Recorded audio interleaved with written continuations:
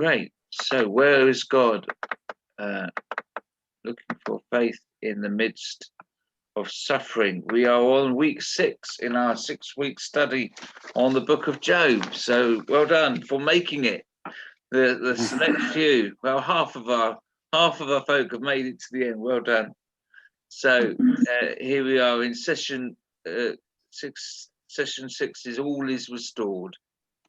And remember in session 1, we saw in the introduction to the book how a story is told of Satan in heaven accusing Job. Satan means the great accuser.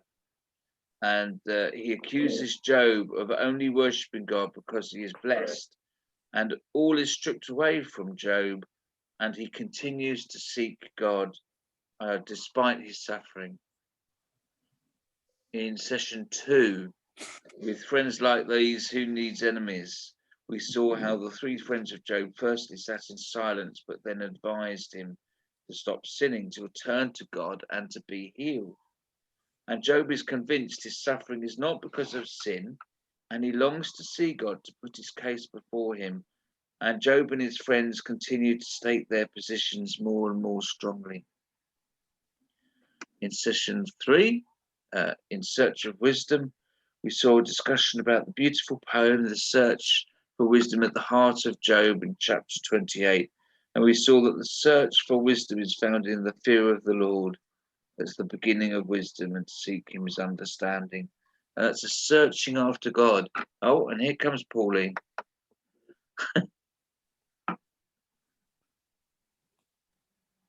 Hopefully she's just coming in.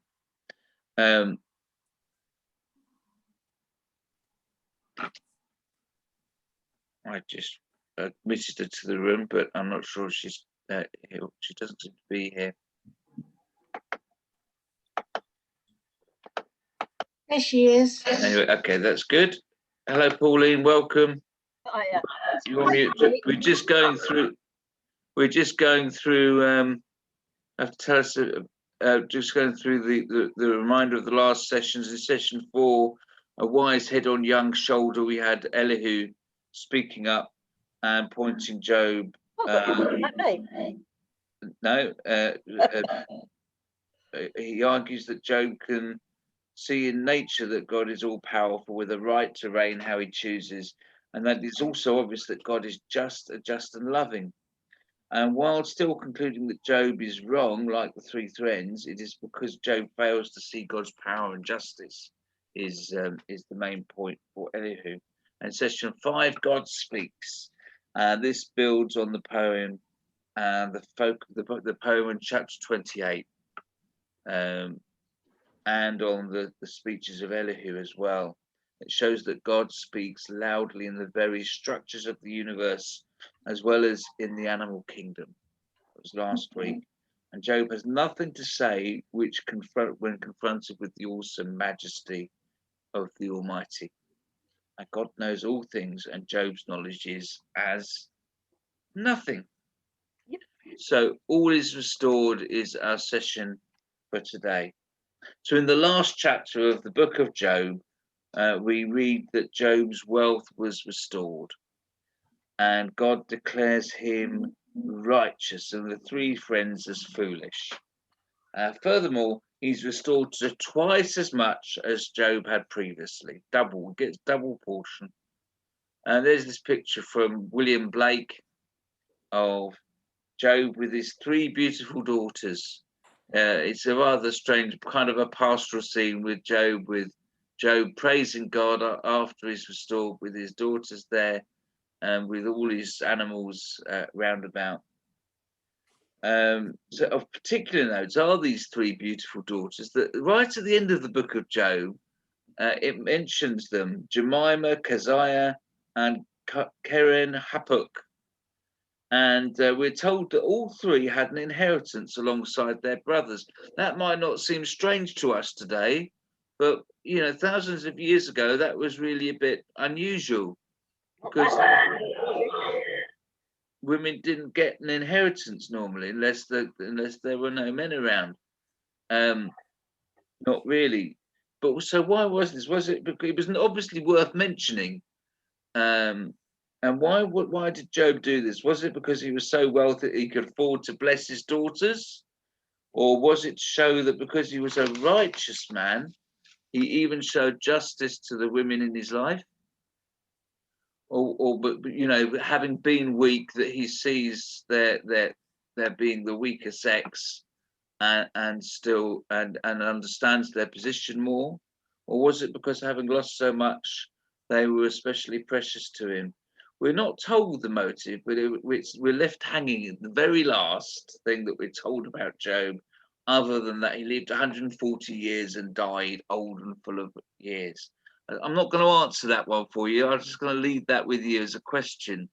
We don't actually know the answer, so if I was to give you one, I'd be going beyond the brief of what the Bible says. Anyway, so really, I want to kind of use this session to think about actually Job in history.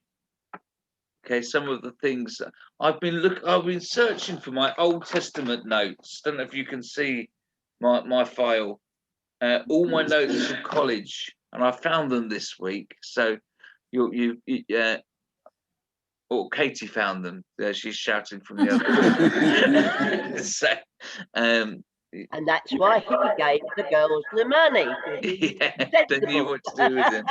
So, okay, so just thinking of it, learning the lessons from Job over the last 4,000 years. We learn from Job that God not only smites chaos, but chaos is the thing. One of the things is God bringing order out of chaos. That he not only smites chaos, he creates it and he's in charge of it. God is over all things. Ancient Near Eastern texts often talk about the gods subduing chaos. You've got a picture here. This is a cylinder seal from Mesopotamia, 2,300, and the guys with the horns are the gods, and they're subduing this great sea monster, or this great monster here, you know, with 7, 8 heads, and they're showing that they are a mythical creature. See, they're subduing the chaos that's represented by these great monsters. That's Mesopotamia. That's kind of Persia area. Syrian cylinder, bit further north. Again, they are fighting this great sea creature, this great monster, and again, it's the gods using the thunder and the hail, and here we are, the gods fighting another serpent. So the idea of God fighting nature is quite normal. God fighting the chaos that was represented by sea creatures is kind of part of the course. That's Egypt, and this one's Assyria again. So we're told this is 9th century BC, and we're told that actually the text explains that the serpent represents a rebellious city which threatened the stability of the empire, and the Assyrian king, in the guise of the storm god, defeats the threat of chaos. So that's quite normal. But for God to actually create the chaos and to not just defeat it, but to subdue it, for it to be under his control, is the distinctive that Job has. So chaos is one thing, and how God deals with the chaos of suffering. The equation theory is the next one. This is we've got a picture here of an Egyptian. Oh, it's a bit pixelated, but the idea here is that the guy's soul is being weighed in the balance in the Egyptian gods. You know, have they been a good person or not? Do they deserve to get into the afterlife? And the idea that good people suffer is, well, the idea is the traditional idea: if you're good, you'll be blessed. If you're bad, you'll suffer. Yep. So if you do bad, then it's clear that if you're suffering, then it's clear that you did bad. And if you're doing well, it's clear that God favors you. Okay, so that's what we call the equation theory.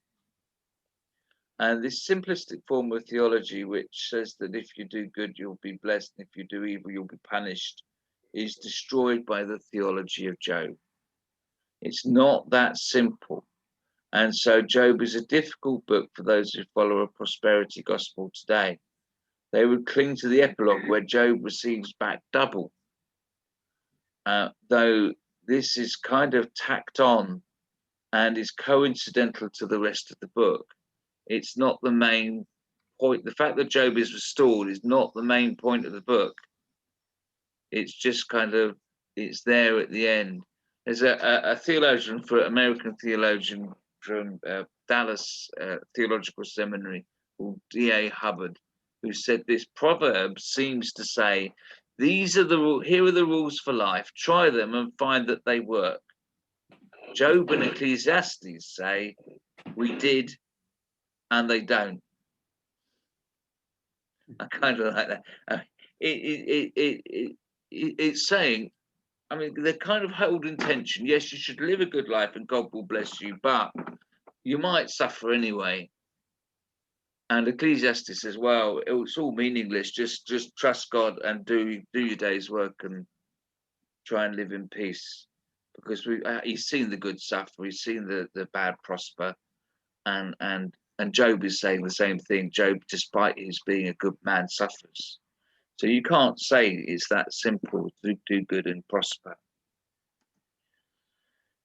And so the message of Job is thinking about chaos, thinking about the reasons for suffering.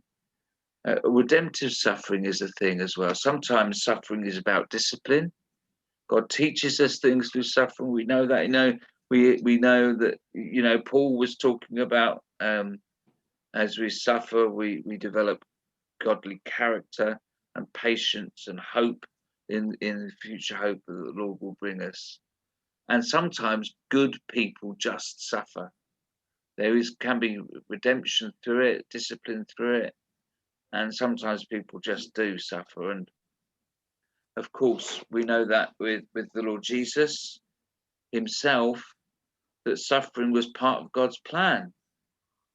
That without Jesus' own suffering, we'd have had problems. Jesus, the suffering servant, is part of God's plan. So the message of Job is that sometimes good people suffer, and it introduces the Elihu passages that suffering might be part of God's discipline. And this is certainly borne out by New Testament writers. Suffering might be a part of God's redemptive purposes in an individual's life. And this is definitely the perspective of Isaiah chapters 40 to 55, which talk about Jesus as the suffering servant. Passages that deal with the suffering servant and then on to the person of Christ himself. His own suffering and death was most definitely part of God's plan, part of God's purposes. And by his stripes we are healed. And he was righteous and yet suffered. So that's an idea that's kind of introduced to us by Job, that the righteous might suffer.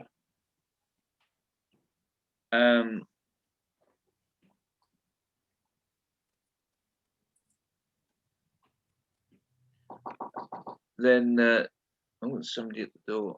Kate, can you get that? Great. So my lecturer at college was a chap called so the guy that did Job with us was a bit of an archaeologist, and this was his the thing about the kinsman redeemer is important. It says if God is to be Job's Goel, that's the expression that means redeemer, the kinsman redeemer. So the idea in the Old Testament is that if you struggled, then your next of kin would help you out. Okay, so that's the idea, that you're next of kin, and they're your kinsman redeemer. So if you were sold as a slave, or it's like when Lot was captured, Abraham came in and rescued him. And so Job at one point says that God is his kinsman redeemer, his Goel. So if God is to be Job's Goel, his kinsman redeemer, it will involve the identification of standing in the dust alongside humanity. This is what the passage actually says, Job chapter 19. I know that my Redeemer lives, and that in the end he will stand upon the earth. So although he can't, you can't say it's definitely. Job is thinking of God being his kinsman redeemer, the one who speaks up for him, and that he will stand on the earth. So there's a hint there towards the coming of Jesus as the one that speaks up for him.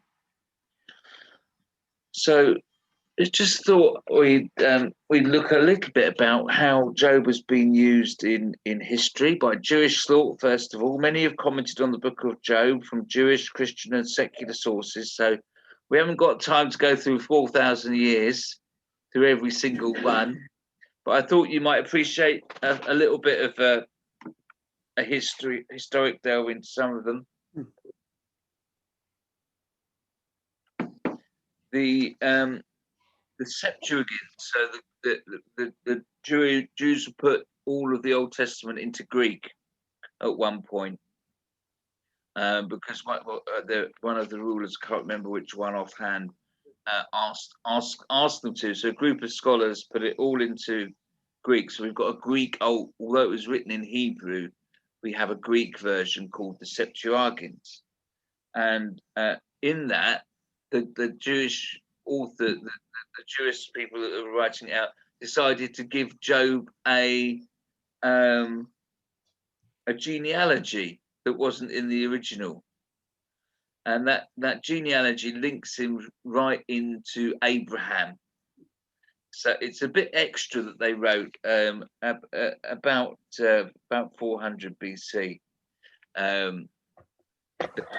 That links Job, and a lot of the Jewish thought really links Job and Abraham together. And there's something called the Testament of Job that was written in Egypt about 300 BC, and the people endure suffering because of it's not their book of Job, but it's kind of like a commentary on it. And it says that they're to endure suffering because of the hope of the afterlife to come.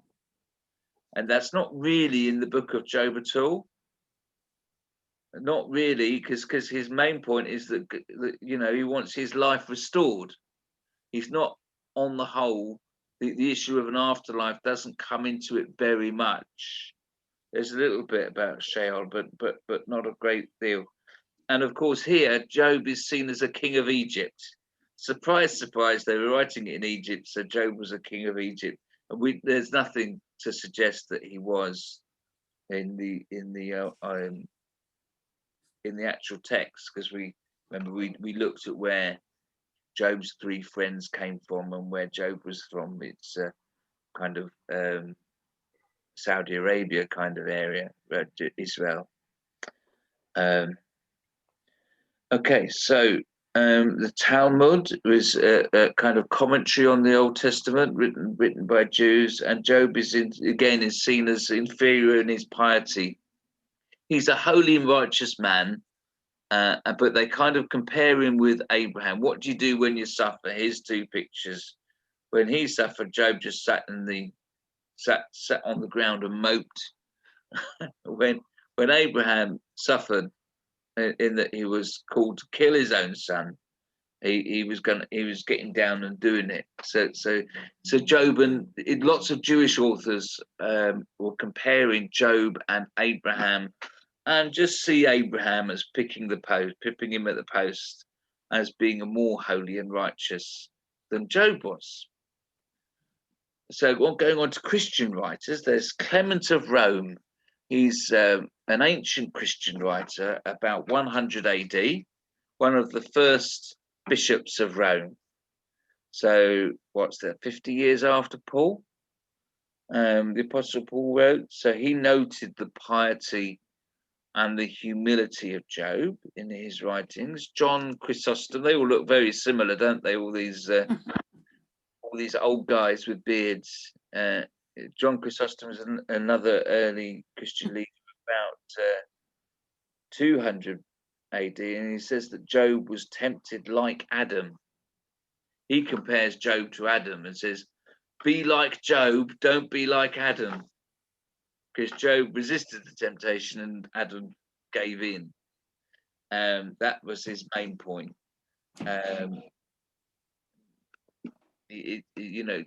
Pope Gregory the Great, old Jerome. There's a guy called Jerome. I haven't got a picture of him because we haven't got a surname, and there's too many Jeromes in the world for me to find a picture.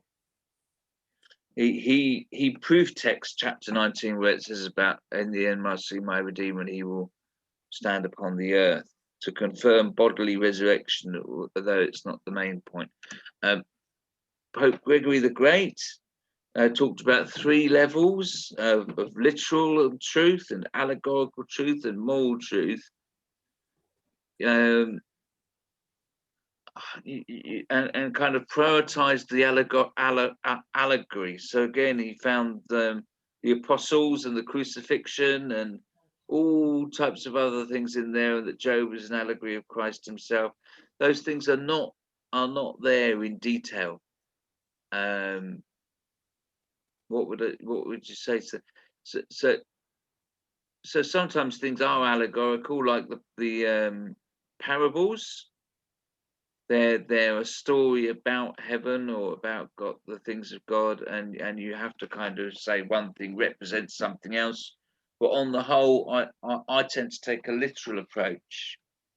That Job actually did have 3 friends, and you know what's the most common natural meaning to things. But so going on to the reformers, we've jumped 1,000 years, I'm afraid.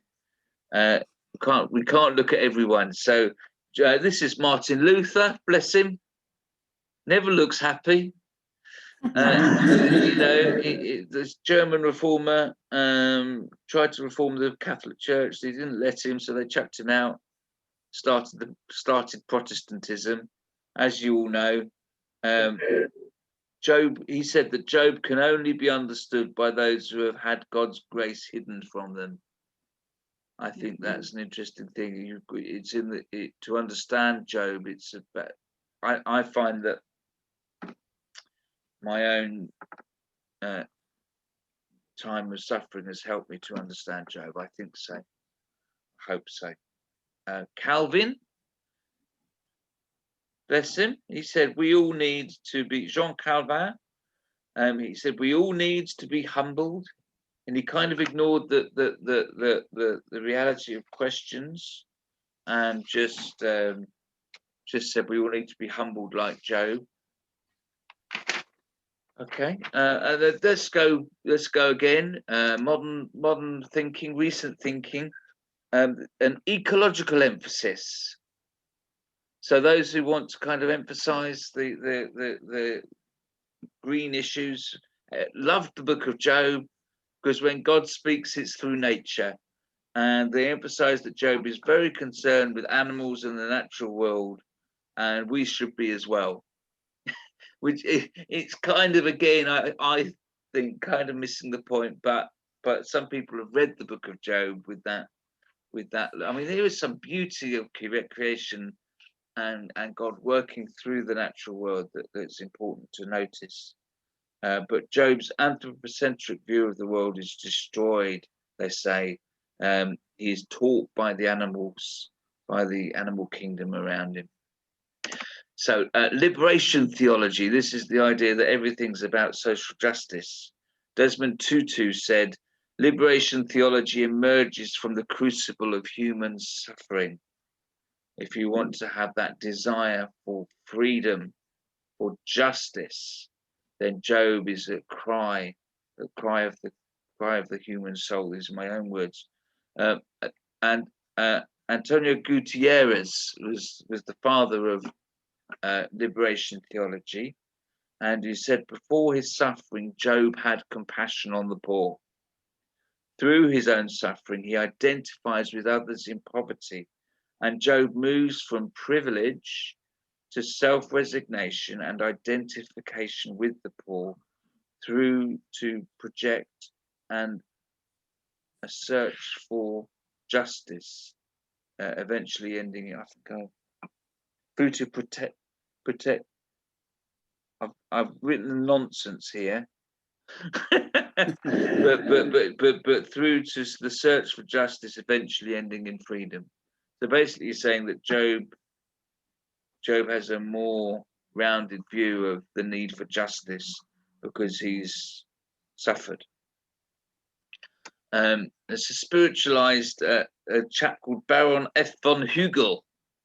Very easy to find a picture of him because there aren't many people called Baron F. von Hugel.